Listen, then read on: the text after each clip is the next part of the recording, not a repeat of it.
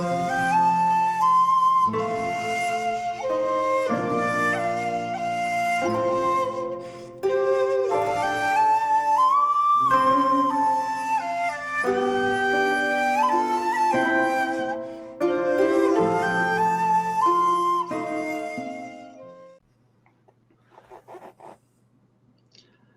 there and welcome to Sevens with Ronin. I'm Solitary Ronin from Solitary Ronin Films, but today I am just Ronin because I'm joined by another special guest, Nazarin from Nazarinprod. How are you doing?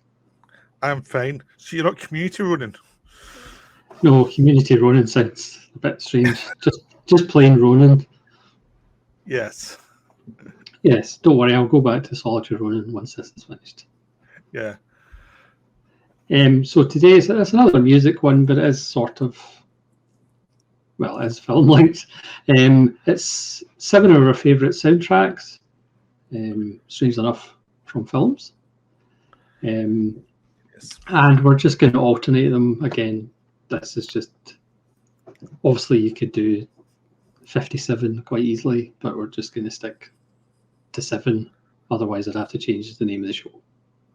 Yeah, I could have gone 20 quite instantly, easily. I got you 7, I was like, oh god, only 7? Yes. Decided to be different and not have 5s or 10s. So we're going to go for 7s. So do you want to go first as the guest? Well, it's your show. I'll do whatever you want. You see, here's the thing. I'm used to doing the tech stuff. I know, it's weird. It's weird. And it's because when we do the podcast, I do the tech stuff. It's just weird to be saying whatever you want. Yeah, I've got the green room beside me. It's very strange. Yeah, I know it's kind of funny because if you notice our podcast, you do the talking and I do the tech stuff, and it's kind of works out quite nicely. So it's just weird that you're doing the talking and tech stuff, and I'm just sitting there going, "Oh, yeah, that's quite interesting." Don't have to do any work. Yeah. All right. So I gave myself a rule of only one Ennio Morricone. Really. Yes. So I'm not going in any order in these because I love them all and there's no real order. So for Ennio Morricone, I went for Once Upon a Time in the West. Yes. Yes. Which mainly because it had some of my favourite things in it. I mean, there's lots of other good ones. I'm trying not to mention them in case you choose any. But the actual Morricone stuff, the score for the beginning is amazing. The harmonica score is amazing. Just how it floats through the film. The gel score is amazing. Everything's amazing, and the duel scene at the end is stunning, and the whole sense of Americana, of a civilization being born, just comes through the music in a way that I think it's one of those things. Without the music, the film really wouldn't work as well. But also you can listen to the music just by itself, and it's still wonderful. Because I played it on my radio show quite a lot, and the comments you used to get is, that was lovely. I just started listening and I kept on going, because it's that thing of the music's so good you can listen to it without any problem, because you get the feeling of the sadness and the kind of humor of it all just through the music. And I've got some soundtracks of films I haven't actually seen. So it's like whether they work as music on their own or whether you have to watch the film to kind of get it. But obviously Morricone is the governor, so his music works regardless. Yeah, and you can sometimes see his music in other films. Because sometimes if he uses it and it's like, I had that in a soundtrack and it's now in this film. Interesting. Yeah. Funny how that works. Yeah, I mean, Once Upon a Time in the West is just one of the greatest things ever written, I think. Yes. And the Morricone Live in Venice, was it? Or Vienna. The soprano comes out and does the vocals it's just mind-bendingly good. Yeah, and it's really slow and long, but it really makes it, because Morricone has a nice pace to his music. So even when he's going slow, there's a pace to it that keeps it interesting. So it's not just lethargic. There's a movement to the music that's always there that really keeps you interested, even though you're feeling the emotions of this is really sad or this is beautiful, this is a sign of beauty. There's still, he always knows to keep the audience, interested, and he can be contradictory at the same time, and he still pulls it off because he's got the confidence. Because if you watch the documentary on him, the Ennio, you see that he was trained. His dad was a composer. He was trained at the industry in Italy to be a composer, and then he did the vulgar work of being a film composer. That vulgarity of how could you do that? How could you? Yes, shame. Basically, it was like being a prostitute in the Italian composing community. And it took them decades to acknowledge, oh yeah, Morricone's actually good. Yeah. I mean, to me, he's obviously the greatest composer of all time, but that's just me. Yeah, but we see documentary, you do see he's actually a classical training. He knows all the stuff. He knows how to use it. He knows he knows things that we'll never know about how to compose things properly and how to just deliver something that's fascinating for the audience. Yeah, and of course he's done experimental stuff and avant-garde stuff. He's done pretty much everything. He does that in like mainstream thrillers sometimes. Yeah. Well, as a link from the documentary about him, I'm going to talk about a film directed by the same director of the documentary. I'm going to get my Morricone choice out of the way as well, because I've limited myself, because as we said in the green room, you could pretty much have 20 Morricone ones on the list. So I'm going to go with The Legend of 1900, Giuseppe Tornatore, which is my favourite Giuseppe Tornatore, even though obviously Cinema Paradiso is more famous. And again, this is all based round the piano. Tim Roth as a piano player from a small boy stuck in a ocean liner. But it's all different types of piano pieces. From Ragtime, there's a Scott Joplin track on the soundtrack as well. But there's other stuff written by Morricone. There's kind of slow, sad numbers, fast numbers. There's the wonderful scenes where the band on the ship are kind of playing gentle, slow jazz or whatever, and then Tim Roth just explodes into an improvised piano piece. It's just sumptuous and gorgeous, just like the film is. And it does include the end title song by Roger Waters, which is not that good, but it does have a nice guitar solo in it. But it's just top class. And the actual title track, which is about 8 minutes long, and again, there's a scene where immigrants are coming in, and just at the moment they see the Statue of Liberty again, it's got one of those Morricone notes that are just like that soaring note that he just does so well that just makes your bowels empty. It's just so good. And you probably watch that thinking the Godfather score has nothing on this for the Statue of Liberty. Legend of 1900 is just so good. You have to suspend your disbelief a little bit, but the actual music is just it's a film. Tremendous. You don't need to. Yeah. Reality doesn't really matter in films. I mean, people imagine it does, but it doesn't really. No, it's fantastic. Yeah, I've still to watch that film. Yeah. I'm still. So that's the Morricone choices out of the way. Okay, I think we should talk about the other ones we could have chosen for Morricone before we go on, though, I think. Because otherwise you might explode. Well, obviously, the $3 films are seminal. Yep.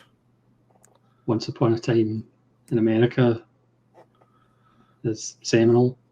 Yes. Fistful of Dollars, Oh, sorry, Fistful of Dynamite. It's wonderful. Duck, you sucker. Yes. If you want to go about Sergio Leone's preferred title. Yes. Once Upon a Time in a Revolution. Yes. Yeah, there's quite a few titles for that one. You've got the Argento, early Argento films as well. You've got many of our Italian thriller that he did the scores to. Did he not do Revolver? He did Revolver, didn't he? Possibly, yeah. He did some for that director. Yeah, he did Investigation of the Citizen Above Suspicion, which is a really fascinating score. He did Working Class Go to Heaven, which is a very noisy, almost experimental score, which, strangely enough, it's based in a factory, so there's lots of noise, and Morricone's score kind of echoes that. Oh, I thought you were going to continue through half of Italian cinema. Oh, yeah, it's so many. Yeah. See, I gave you the build-up to just go mental there. Yeah, well, he did Best Offer by Tornatore as well, which again is a lovely classical score. Just so many. And he did the film you've bought many times. Yes, he did, which is unusual. It's an unusual score, but it's very interesting. Yeah, this is a thing, by the way, in case you're wondering. Again, because he turned his hand to anything, pretty much. He did some mainstream films or some American films too.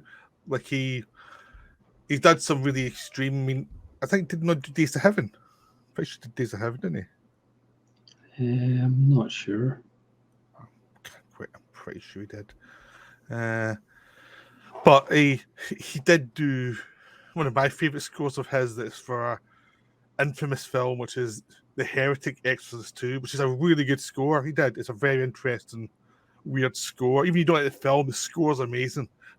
It was actually used in The Hateful Eight, of all things. I was like, wait a minute, that's Exorcist 2. Yeah. I'm probably the only person who would recognise that. Yes, that's probably a good shout. Yeah. He also did a underrated score for Mission to Mars for Brian De Palma that was hated by the studio and almost got De Palma and the studio were almost falling out over it because De Palma loved it and they hated it. And the audience hated it, and I adore the score. He did. And also did De Palma's Untouchables as well. Yeah, which has was one of the great American scores, even though it's done by Morricone. Because it's very much like that score was basically ripped off like 10 years after it. It was like we had a gangster or thriller film, they were ripping off the Untouchable score for 10 years. Yeah. He did The Mission as well. Yeah, and he did quite a lot. Yes, I'm sure he did other ones, but there was like he kind of worked better with certain directors and other directors. It's just anyone.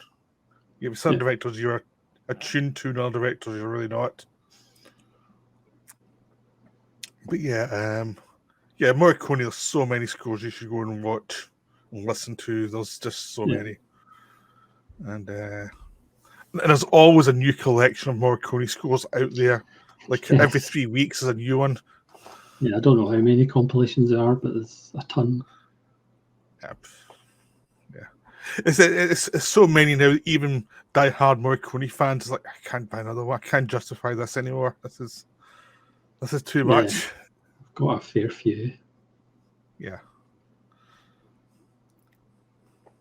So are we finished with Morricone, or do you want to wax lyrical about him even more? It's your show. I'm just your guest. Well, I don't have your second choice, even though we know number one's always Morricone in our hearts.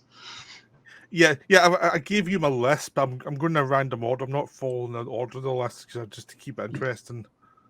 So I'm going for Manhunter, which is a Michael Mann film from the 80s. This was pretty much the another influential film and an influential score. Even though the film didn't do very well, it is one of the great scores I mean, a lot of people jump to Michael Mann for the scores for like Heat or Last Mohicans, which are both terrific scores. Yeah. But Manhunter is like a genre beginner. I mean, there's not a thriller since Manhunter that hasn't been influenced by Manhunter. I mean, even Silence of the Lambs, which was not even a sequel, but even though it was based on a sequel book, was influenced by Manhunter, even though it went in a different direction. Like pretty much modern thrillers all came from Manhunter, because that was the one that kind of solidified this kind of creepy school that wasn't overtly creepy. It was just like this kind of emotional take, because it's sympathy for both the guy trying to catch a killer and the killer, and it tied them together, but not in a simplistic way. And it supported the film, understood the film, and understood that it was suggesting horrors that you could never see, and even in your imagination, that was pretty horrific because it was trying to be subtle about it. And it's just an amazing score. It's one of those scores that the more you listen to it, the more you're impressed by how well done it is. Of course, it has that amazing In the Garden of Eden bit at the end, which is a stunning finale score. But the whole score is just very understated compared to what would be a normal score, because Michael Mann does not like throw stuff out. He just he drives his composers to distraction with changing things and thinking things through and thinking, I don't want that now, blah blah blah. He's like certain composers will not work with him anymore because how much hell they put them through. And then you listen to the music and you go, that's brilliant. It was worth everything. Yeah, he's always very precise about everything that goes on the screen, both visually and sound-wise and music-wise. Yeah, it just adds to the atmosphere and the sense of dread. From the beginning of seeing from the killer's point of view up the stairs, just with torchlight. That initial almost strange sounds that appear. It just adds to the sense of dread over the whole film. Yeah, because this is very different from Once Upon a Time in the West, which is very show-offy, really. I mean, it's an emotional score, but it's operatic. It's operatic, but it's always showing off, look what I can do. And this one, it's like, the score's hiding, but it pumps in with the score when you need it. But a lot of the time, it's giving you the details. But again, I think most of the scores I've chosen are things. These are soundtracks I'll listen to happily anytime. It's not like an issue for me. These are actually soundtracks I will listen to. Like, I have listened to them repeatedly. It's not one of those things where I've heard them once. It's like I've heard all of these like way too many times. Yeah, the soundtrack to Thief's excellent as well. Yeah. It's Tangerine Dream. Yeah. Tangerine Dream has lots of really great scores, like Sorcerer as well, things. But it was actually hard to choose a Michael Mann thing, because it's like there's so many good ones. Yeah. Even you look at something like The Insider, it's a great score. Yeah, that's another good one. Yeah. And even you go further in, like Miami Vice is a terrific score that's much more music, but all the music kind of plays to the atmosphere of the film and like what's going on in the film and just the atmosphere, just the sense of mood. So, and we have a new Michael Mann film coming out with Ferrari, so I'm looking forward to hearing that score too. Yes. So, and he's also talking about Heat 2. Yeah, I like the book. Yeah, I like the book, but I don't think you need to make it. It's one of those ones that's like, it'd be nice, but it's not like a priority. Maybe he feels that would be a good closer. Yeah. Because he's getting on a bit. Yeah. So for me, my second choice is another one of my favourite composers with one of my favourite directors. Just kind of joined at the hip or where. So it's Zbigniew Preisner with Szysłowski, and I'm picking Blue. Obviously, I could have picked Red, White, or Decalogue, or Double Life of Enrique, because they're all marvellous. I mean, obviously, the story involves the wife of a composer, so the kind of unfinished symphony, if you like, features and parts of it feature in the actual story of the film.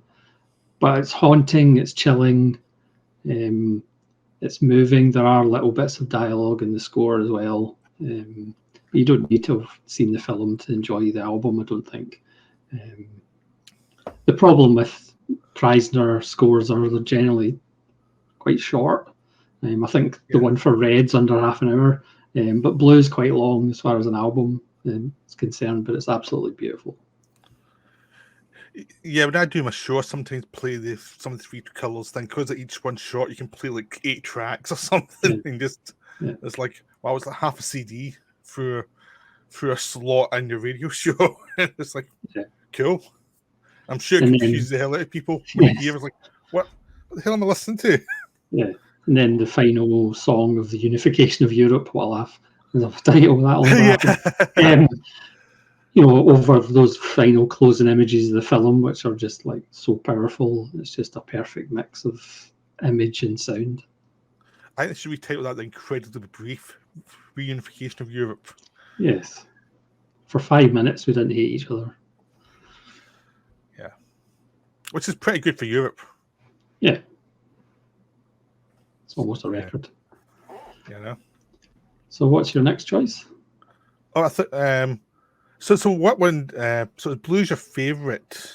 Do you have like a I'm just trying to get more from this, is like because I do feel like there was a whole period, because you doubly Veronique, if you listen to the soundtrack, it does feel like it's part of the same kind of. It could always be part 4, really. Yeah, I mean, obviously he did like The Secret Garden. He has done other films for other people.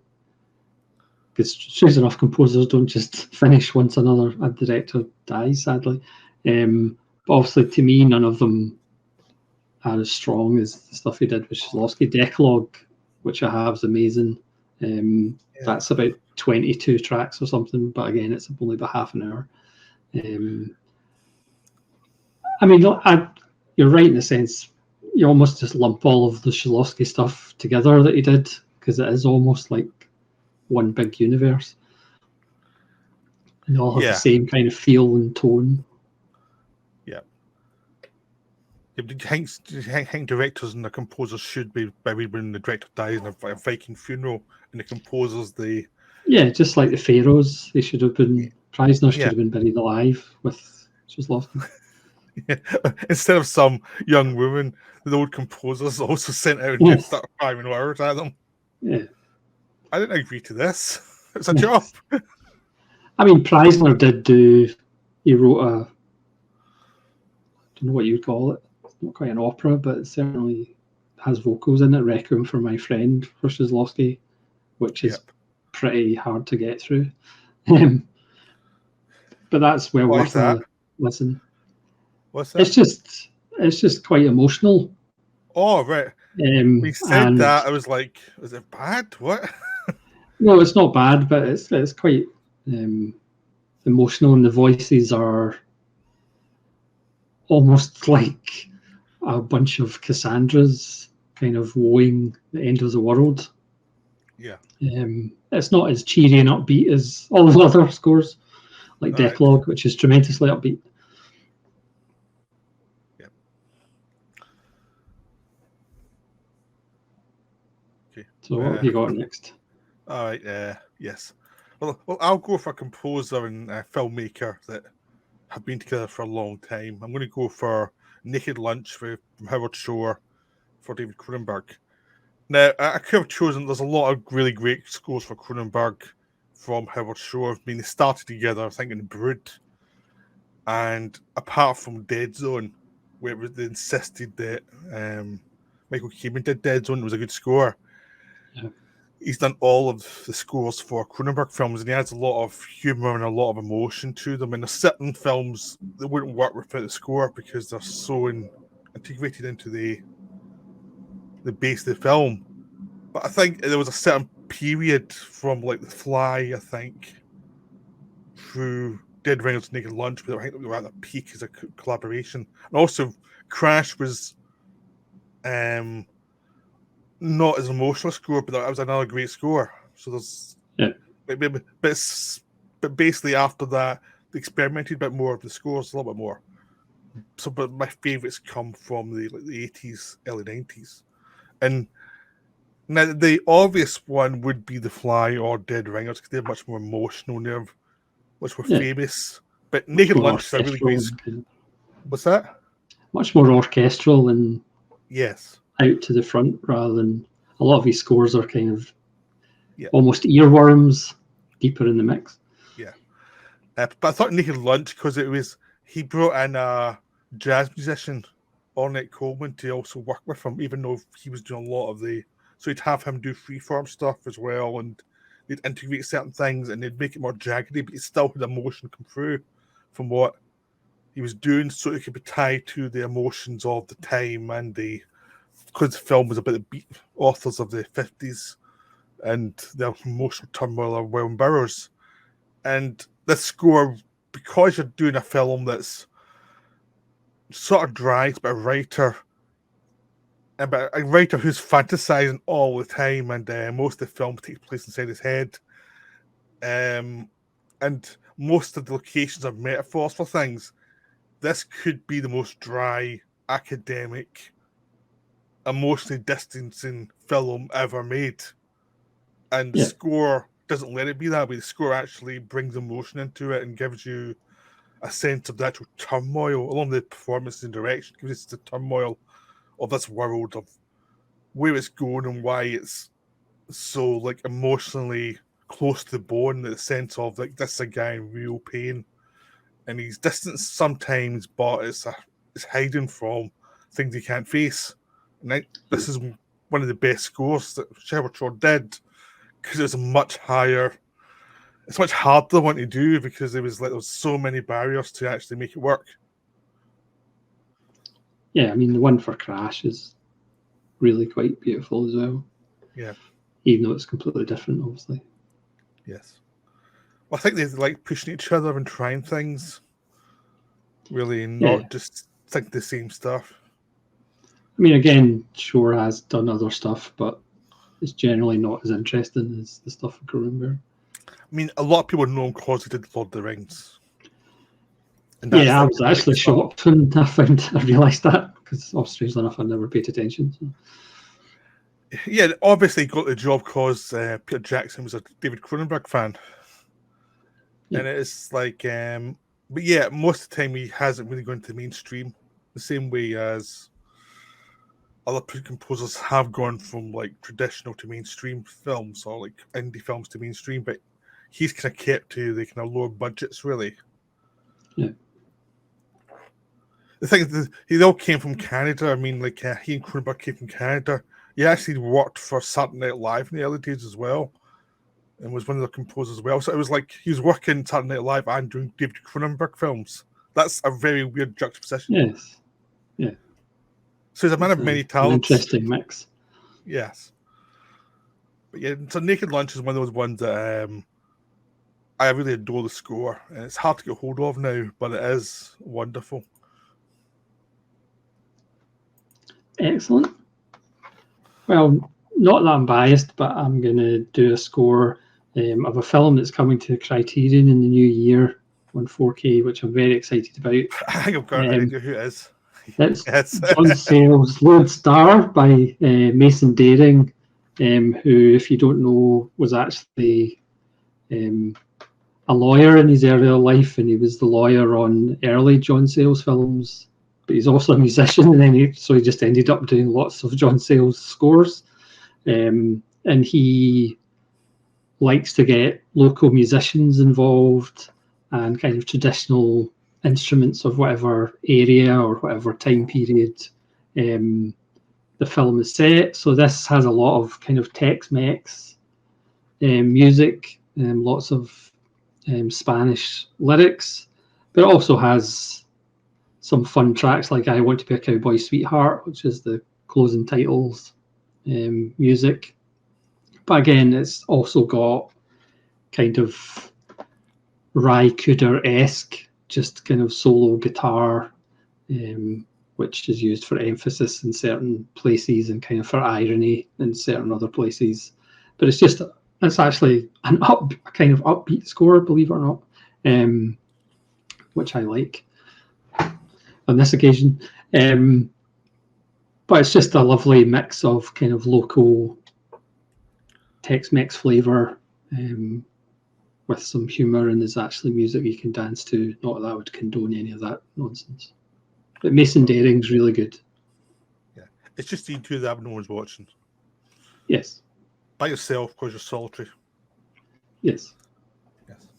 But everybody should buy a copy of Lone Star when it comes out. Yeah, and everybody should imagine you dancing to that CD by yourself as well. You should definitely do that. Yes. As soon as you said it's 2014 January, it's like, I know where this is going. Yes. You've only mentioned it 3 fairly times last week. Yeah, I'm not that. I'm fairly predictable. Yeah, you're not subtle in this one. No. You're basically Lone Star's only PR person. You're not even getting paid for it. Yes.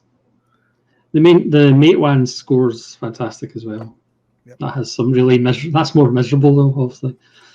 Well, yeah, I mean, you couldn't really make that fun, could you? Yes. Yeah. Oh, here, John, Mate One, here you go. Here's a fun track of lots of dancing. Okay. Yes. I've just put Benny Hill music through the whole thing. Yeah.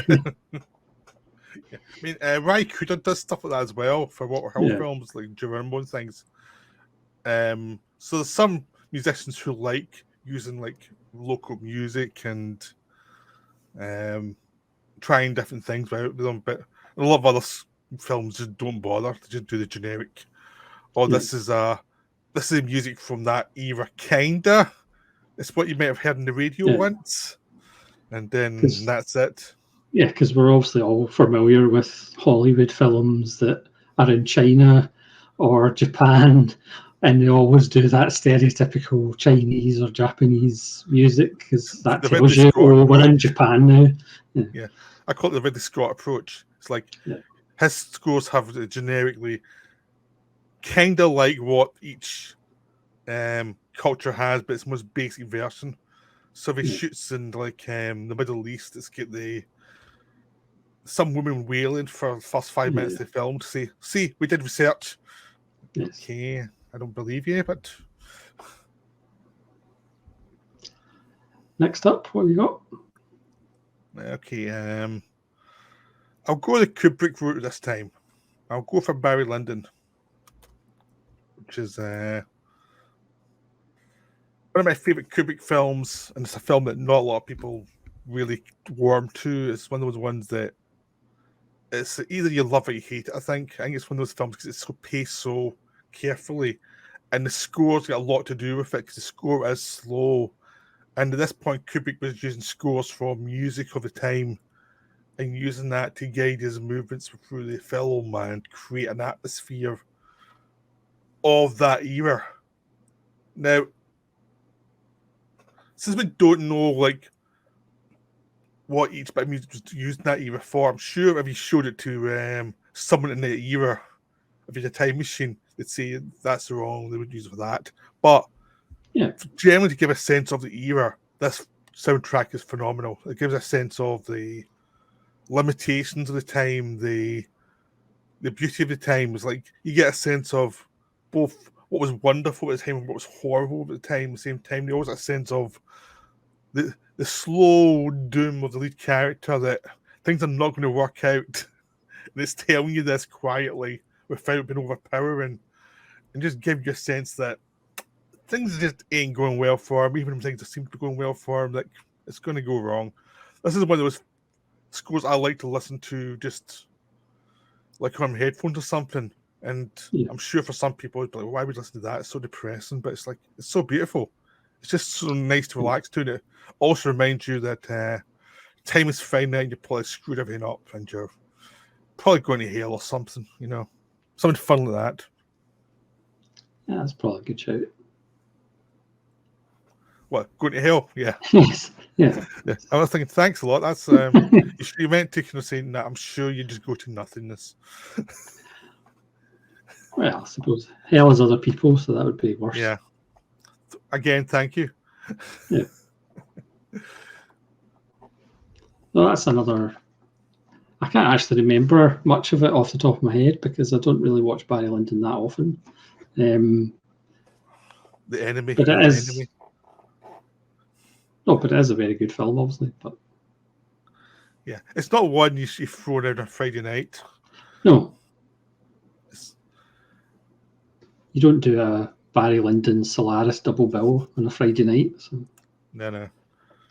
Well, for a start, you'd be there forever because they're both long films. Yes. Well, for my next pick, I'm going to do a film that has just come to 4K from Studio Canal. It's quite good. You can guess what the titles are, but just by the description. It's French, and I love it. It's Delicatessen. Jean-Pierre Jeunet and Mark Caro, one of the two films did together before they split up. And because Dominic Pignon's character is from the circus, this does have a kind of circus feel. It's got the traditional circus big top theme. It's got a tika tika walk, which is fantastic.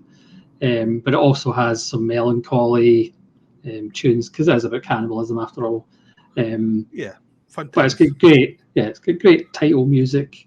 There's a wonderful violin piece with there's accordions. It's just very circusy and a lot of fun, and it's just a great time for all. It'll put a smile on your face as you're eating somebody else's flesh. Yeah, cannibals need love too. Yeah. Initially, we said it's 4K down in January again. I was thinking, is he going to choose Lone Star twice? Is he really going to go there? Yeah, It's like, wow, that's a ballsy move. Yeah. It's a really nice print, though. Yeah. Well, that's the thing with Jeunet. I was a big fan of the first two with Delicatessen and City Lost Children, and then he made Alien 4, and from then on, he's just been trash. He's just been like. Yes. Film after film of like, why am I watching this? This is horrible. So what's going on with him? Has he lost his brain? Yeah. I'm not as that strict on him, but he certainly hasn't matched the first two. I'm not sure he's even competed to match the first two. No. It's one of those things where someone loses a collaborator and you think, like, that collaborator must have been really important. Because there's something majorly missing from this guy's other films that's, Yeah, that's a fair point. Yeah. Just to bring it down. Yes. So what's your next pick? All right. I'm going to go for David Lynch country now with Twin Peaks Fire Walk with Me. I'm sure it'll make SGS Arts very happy. I could have gone with Blue Velvet, of course. I could have went Wild at Heart. There's Lost Highway. There's plenty of really great David Lynch scores. Even Toto's Dune score is a really good score. But honestly, if I'm going to watch this David Lynch soundtrack, I'm probably going to listen to Twin Peaks Fire Walk with Me because it is a great soundtrack, even when you know the film. There's so many great bits of music to it. There's some beautiful Julie Cruz numbers that are heart-wrenching. There's some weird experimental music that's really good. And there's just this tone of dread throughout it as well. It's just like one of those great scores that went into a film that was initially absolutely hated and then, eventually rediscovered. But I was there when it was hated.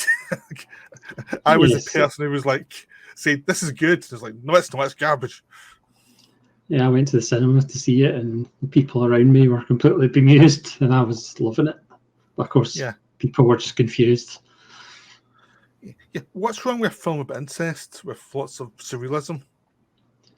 Yeah, because again, the problem was you had lots of people who liked the soap opera element of the show, didn't really like the dark stuff, and then weren't familiar with David Lynch's cinema stuff. So Yeah, I didn't realize it's all dark. Yeah, That's all you're getting. Yeah, Yeah, you know just that part of bemused and the appalled. show with the incest that you kind of avoid thinking about 2 hours. Yes. If we're going to show you the effect in this poor girl who had to deal with it and how her life fell apart now, she is utterly destroyed by it, and it's like, wow. They were not expecting that. Plus, the score itself is just wonderful. I mean, there are some great bits, like in the sequence where you can't hear him talking in the bar. It's really creepy. And you don't know why it's creepy. It just is. Just one of those things that's really creepy. And the black dog runs at nights bit as well, which is creepy as hell. There's a whole film that's just creepy and weird, and soundtrack is a stunner. So it's like this is definitely one of my favorite soundtracks of all time. It's just so good. And again, it's another one I just listen to randomly sometimes, even without the film, because I just like the music outside of the film too. So and that last track, I think, on the album, which coincides with when Laura Palmer appears as an angel, which again shouldn't work, but it just does and is immensely powerful. But it's a one bit of light in the film without any. It's a one bit of emotion of potential decency in a film that's utterly looking at all the horrors. It's as dark as David Lynch gets. Yeah, the piece of music that goes with it is just absolutely heartbreaking. Yeah. Well, I might as well. This isn't planned or anything, but I'm going to go with Badalamenti's Blue Velvet. All right. Sadly, we lost Angelo Badalamenti. But again, he did lots of other stuff, but like some of the other people we've mentioned, kind of famous for being with Lynch. I mean, he did The City of Lost Children, the second Juno and Caro film as well. But Blue Velvet, strangely enough, similar to Twin Peaks, it carries a threat.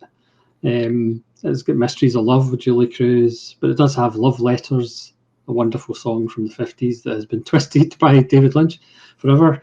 And obviously In Dreams, the Roy Orbison, which, again, has forever been twisted by David Lynch. But again, just this mix of lightness, but then darkness underneath, just like the grass and all the little bugs underneath it. It's just another beautiful Badalamenti. I was going to pick The Straight Story, which you could say is a little bit opposite of that. It's a much more golden and sunny score, completely different sounding, but it's still absolutely gorgeous. Yeah, I just think that Lynch saw Singing in the Rain that we could be used in Plot of Corners and thought, I can top that. Hold my beer while I out creep you for In Dreams. It's Badalamenti again, very much like Morricone in the sense he just has that almost trademark Badalamenti. It's hard to describe that kind of swooning, soaring, kind of seductive but dangerous tone. It's just quite hypnotic and seductive. Yes. I mean, basically, after Morricone seems to be our favourite in the evening, Yeah. And he was a wonderful actor as well, obviously. Yes. Some of the best napkin work I've ever seen. Yeah. Also things like Inland Empire and the later stuff on Mulholland Drive, there's some really great stuff there.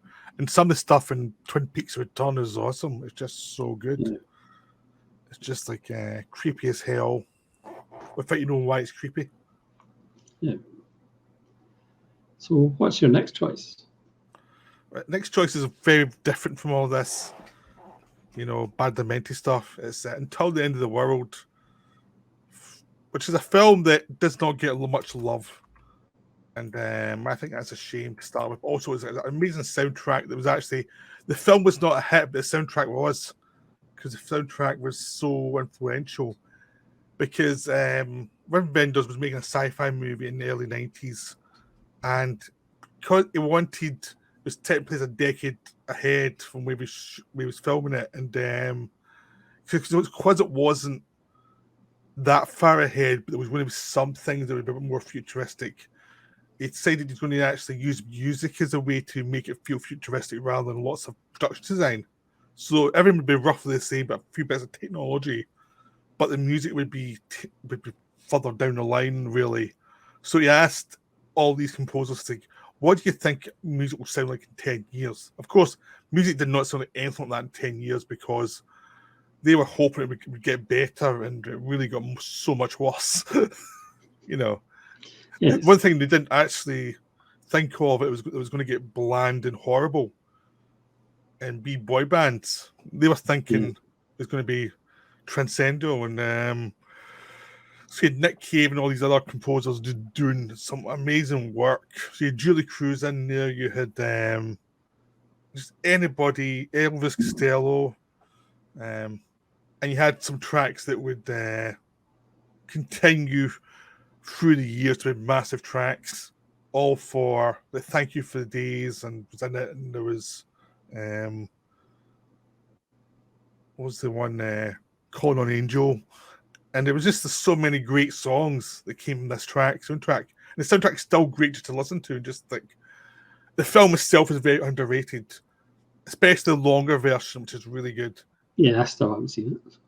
Yeah, but the soundtrack's astonishing. It's just, and it's a really good way to look at sci-fi. It's like, instead of looking at technology, look at the culture and try and work out from there and seeing how it could change. So, yeah, this is another one of my favorite soundtracks I just happily listen to. Yeah, hopefully, if the vendor's set gets down to a reasonable price, I might pick up, because it's on that, and I think the extended version's on that as well. Yeah, you can also get it in streaming, but I know you're against streaming, but you can get it from BFI streaming. And obviously it's out in Criterion, obviously. Yes. Yeah, the 5-hour version, and you actually get Wenders talking about the film and the soundtrack and his philosophy to it all, and because all the musicians took it seriously, like 10 years down the line, what music sound like. They all saw it as a challenge to do something a bit different, so everybody really put their soul into it. So you've got some really good stuff. Excellent. Well, speaking of a film that I haven't seen, but I've got the soundtrack in this regard, it's Singles by Cameron Crowe, which I've never seen, and I'm not really that bothered about seeing. Well, that's worth saying. It's a good film. Yeah. I saw it in the cinema. Blimey. Yeah. But because I like rather a lot of grunge bands, so it's got Alice in Chains, it's got Pearl Jam, it's got Chris Cornell solo, it's got Mother Love Bone, it's at the time it's got Birth Ritual by Soundgarden, which this was the only place you could actually find it. As the same with State of Love and Trust by Pearl Jam, that was the only place you could get it. It's got Mudhoney, Smashing Pumpkins, Screaming Trees, who I wasn't really a fan of, but then I'm a huge fan of Mark Lanegan when he left Screaming Trees and followed his own solo career. So it's almost like a snapshot of that period in the early 90s where Seattle was the centre of the universe. And quite happily, it doesn't have any Nirvana on it, which is kind of fitting. Not that I hate Nirvana, but I just think they're the fourth best out of the big four, if you will. Again, it's a soundtrack that you obviously don't need to watch the film to enjoy. Yeah, the film is worth seeing because it is like, in some ways it's weird because it is like the Cameron Crowe relationship drama thing, but also it's still looking forward to things he was doing in Almost Famous. Yeah, like this was kind of, the film was a bit flawed, but I think it led to Almost Famous. Like, he made the mistakes here, which he did well in Almost Famous, really.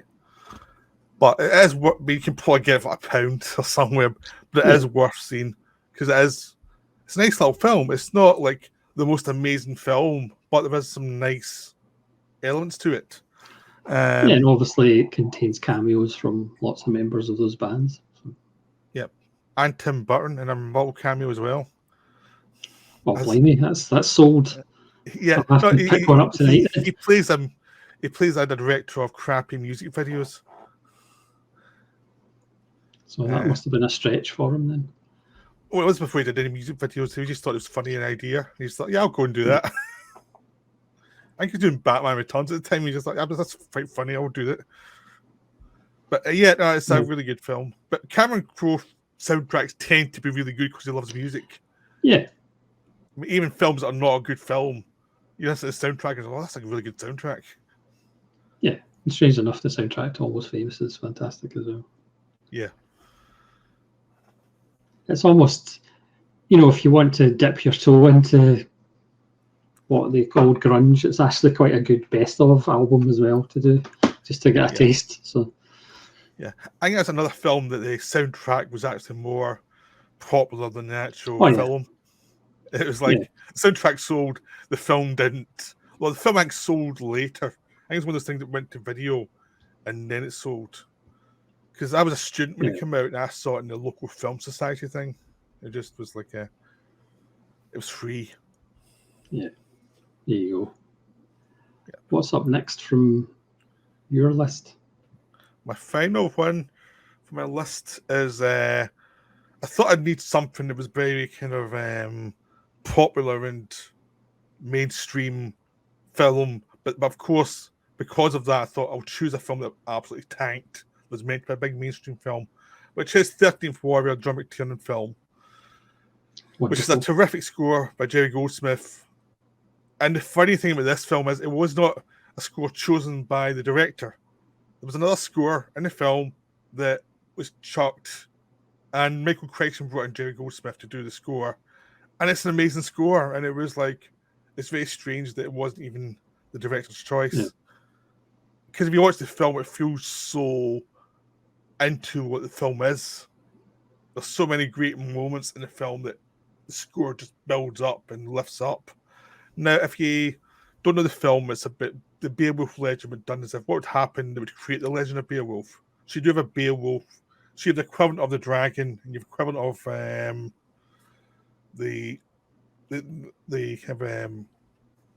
the evil supernatural mother and the strange creatures and things like that. You know, all these different things, but they're done as if there was some reality to them that was different. Yeah. And it's a terrific film, very underrated. It was one of those films that was abandoned by the studio because it was like, what the hell do we do with this thing? It's just, I don't know. So they just dumped it. At a certain point, and just said, we have no clue. But it's a wonderful film, a wonderful score, and it's an old-fashioned score that you don't hear very often. But I'd highly recommend listening to the score by itself or just watch the film and hearing the score, because of the great bits. Like, there's a bit where they first meet the equivalent of the dragon, and there's flames coming down inside the mountain, and you have to prepare for the battle with it. And the score in that sequence is amazing. And the finale of the film is just full on, like, emotion. Just as these guys are waiting for the final stand, thinking they're going to die.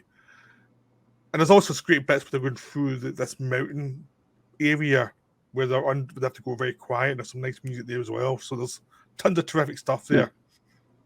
So, I mean, you could argue it is the finest homage to Seven Samurai in some ways. Yeah. I mean, it's just your classic tale, and it's just done so well.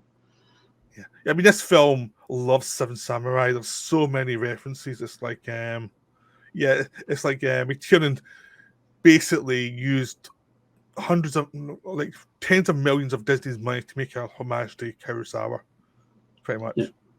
And I'm good with that. I think it's a good thing to do. Because it still does it its own way. It's not a rip-off per se. It's more a homage. Yep. And Kurosawa never did Beowulf, really. No. And it is one of the most interesting Michael Crichton adaptations as well. Yeah.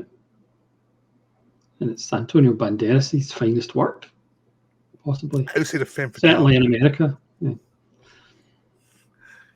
Even though he's playing a Muslim, and it's a film that no one understood, and it was like, what? But his way of learning the Vikings language is very good. Yeah, it's the Vikings are great fun as well, because he's the effete like Muslim, and they're the ruffians, but they learn to see each other's values pretty quick, and they become part of our team pretty quick. So there's little jokes early on, digs at each other, but pretty quickly they're in a bad situation, so they bond fairly quickly, and you get to see some of the different characters of the Vikings. But it's atmosphere of the film. It's kind of done in a realistic way. It's not kind of it doesn't feel cheesy or hackneyed. Yeah, and they went to a mountain to shoot it, so everything looks cold and wet, and you know the actors were freezing their balls off for like months making this film. There's just no way anyone there was comfortable for like half a year, probably. No, it's the best way to do it. Yeah, make the actors suffer. Yeah. Like, if they don't have a heart attack in this film, the film's not worth watching.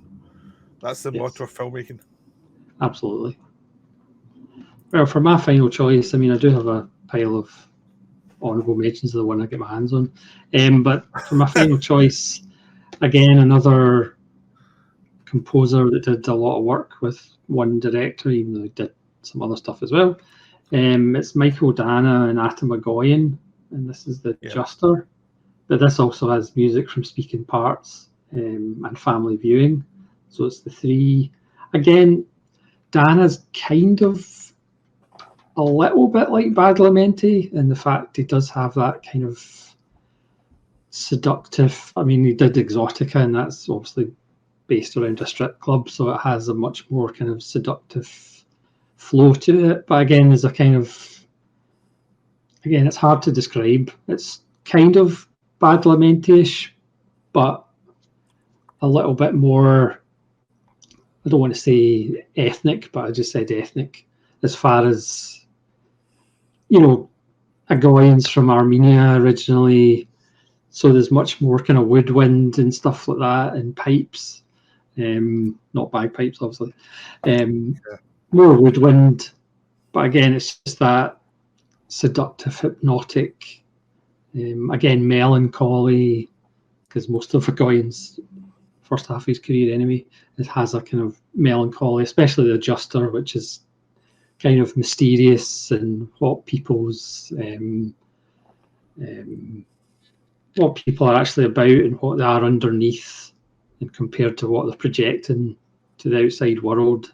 And I think Dana's scores really kind of accentuate that very well. Obviously did The Sweet Hereafter as well, which Sarah Polley actually sung the songs in that. That's a good one as well. And Atom Egoyan is another director that hopefully I'll be doing a series on at some point. I've been saying that for a while, but once I get my shelves sorted out, I'll get around to Atom Egoyan, because he's a fascinating director as far as A Tale of Two Halves. Yeah, and it's good luck the second half. Yeah, that's enough for my son in cinema, The Juster. Wow. And I saw this around about the same time I saw Singles, and it was the same place, a student union thing. It was just, they were showing it one night. So, I mean, that's the only way we see it, is in some indie place. So, yeah, I saw The Juster. Juster's really good in cinema. I absolutely adore The Juster. That should be in Criterion in 4K. Yeah, that's the thing. It's pretty much at a certain point, suddenly his career just went. Yeah, it's a weird career. But because it was so compulsive up till then, you were just really into whatever he's doing, and then suddenly it was like, what happened? I mean, obviously he's completely different, but I mean, he was right up there with Cronenberg, you know, obviously as far as Canadian directors, but then it just kind of, something happened. Yeah. Well, I think he tried to change a little bit. So did Cronenberg, but Cronenberg succeeded in changing and being interesting and being a different director. Because I think at a certain point you have to, otherwise you just get stale. But I don't think wherever he wanted to change to, I don't think it really suited him. Yeah. I mean, he has kind of returned in his last couple to back closer to his roots. So, yeah. So, do you have any other ones you just want to mention off the top of your head? Yeah, well, the thing is, I didn't do any of those because I was being polite. I thought I'd better not, otherwise I'll look like I'm being a total dick. But Escape from New York's an obvious one. That's such a great score that I can't. What I'm going to do is I'm going to look at my. I've got all these CDs for my show. I'll just look through my CD stuff for the. Because honestly, I wasn't sure what you wanted, so I didn't want to like say, okay, here's the thing. But I can do a quick access to things like 2001: Space Odyssey is an obvious one. The Alien 3 score, not the Alien score, the Alien 3 score, because it's a really nice by Elliot Goldenthal. That's a really good one. I'm just trying to kind of find some quick ones here. Well, he obviously did some work with Michael Mann and Heat as well. Yes. So there's I'm just trying to find it. Strangely enough, the Blues Brothers are a very good score because it's a score that's different from the rest. It's a musical, which we don't really talk about musicals. That's a genuine musical, and it's a real musical. It's not like one of the fake ones you get nowadays. Yes, I had that cassette. Yes, so did I, and I've been buying it ever since through these different things. There's Conan the Barbarian, as well as Starship Troopers. A lot of Basil Polidoris scores that are just wonderful because they're operatic. We hear score to Big Wednesday, it's wonderful. Score to Farewell to the King's wonderful. It's a film that doesn't get much respect, which really should. Yeah. So that's like, I'm just trying to find again because I was like, no, I better not. If I do have a list, that'll feel like it's. Eyes Wide Shut score. I'll just hold some up. Well, you think? Yeah. Well, Talking Heads, True Stories, which you can get Talking Heads performing them, and then in the Criterion you actually get the score, which obviously includes Pop Staples singing one, which for me is obviously the highlight because who doesn't love Pop Staples?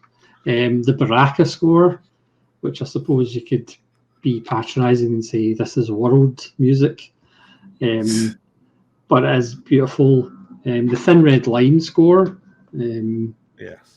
which is rather wonderful, and I've also got the album with the choral chants as well. There's Exotica by Dana. Philip Glass doing Kundun, which is a really good score.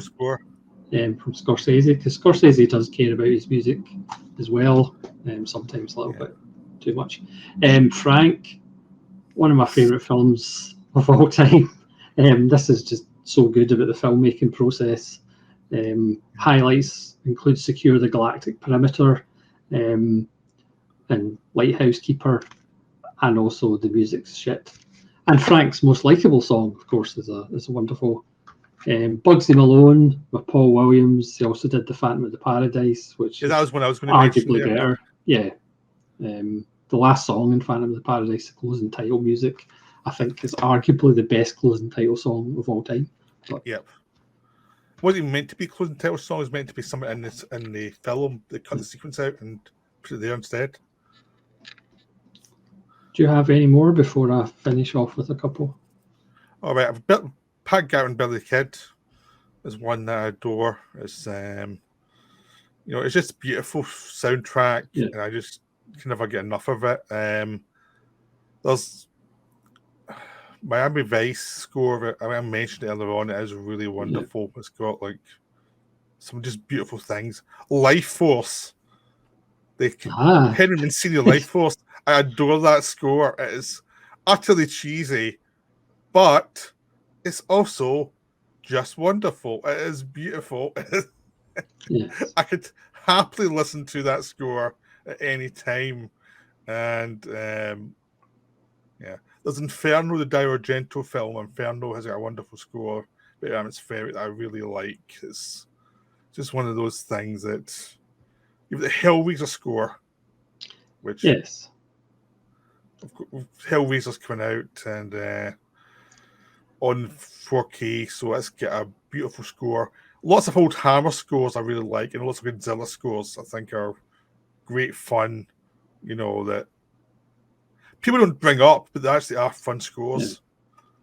I would also mention the Coil score for Hellraiser that wasn't used, because they are fairly scary and disturbing as well, because it is Coil after all.